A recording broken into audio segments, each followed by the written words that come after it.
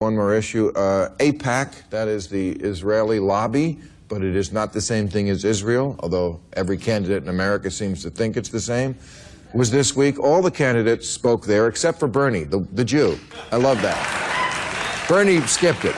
Trump, for the first time, used a teleprompter, which tells you something, which is that you have to kiss the ass of AIPAC so carefully that even Donald Trump didn't want to fuck it up. But Europe has been real assholes about Israel. I mean, in general, the UN, as of 2015, the United Nations Rights Council had issued more official condemnations of Israel than the rest of the world's nations combined. I wonder now that Europe has been attacked 4 times, I think, now in a little over a year, and they say ISIS has 400 fighters that they're ready to introduce back into Europe, and they're trying to get a dirty bomb. Maybe Europe will have a little more sympathy for what Israel goes through. I think they are. And its allies to trip into more blunders, and that means creating nonstop, perpetual war in the Middle East.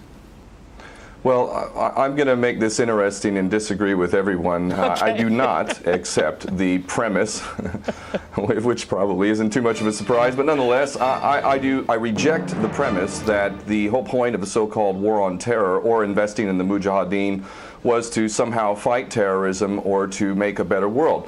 I would argue that if you really want to know what's happening with Middle Eastern policy, then you must read Oded Yanan's A Strategy for Israel in the 1980s. Now, in that document, which is pretty much being played out to a T right now and has been for many years, there were serious objectives for Israel. And Israel's main objectives were to expand and grow in line with the Greater Israel Project. And in order for it to do that, there would need to be an excuse to justify the expansion of Israel, and in order to do that, we would have to sow the seeds of sectarian hatred and violence in the region. The #1 target of this plan was Iraq. We've achieved that. That's not a failure. That's actually a success. Iraq is a failed state largely. It is an absolute basket case. Sectarian hatred is absolutely insane. We see the beheadings and all of this madness, and we think it's a disaster. No, it's not at all. In fact, it's all part of the plan to break up Iraq into 3 different states. When we look at Syria, we also find that the goal is once again the same thing: sow the seeds of sectarian hatred and basically turn that nation into a basket case. This is happening according to plan as well. Now, ISIS, funny enough, could stand for the Israeli Secret Intelligence Service. Many people are seeing the very big benefits to the state of Israel, the so-called Jewish state of Israel, by the breakup and the balkanization of the surrounding states. So actually, if you believe what's being told to you, and I just don't know why anyone would believe anything that comes out of the mouth of virtually any Western leader, whether it be Obama or Bush or any of the rest of them, all of these people are nothing but patent liars, and everything they say is pretty much the opposite of the truth. So I don't accept virtually anything they say.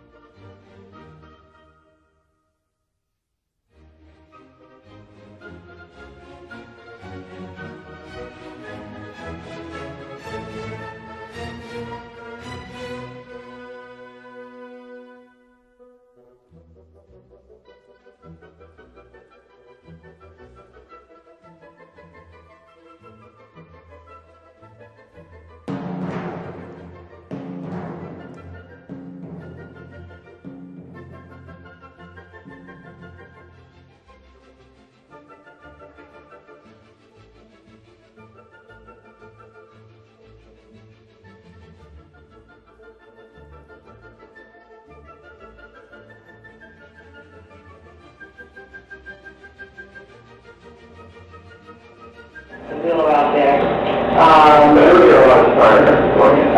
Sure. But you can get your estimation what type of plane that Either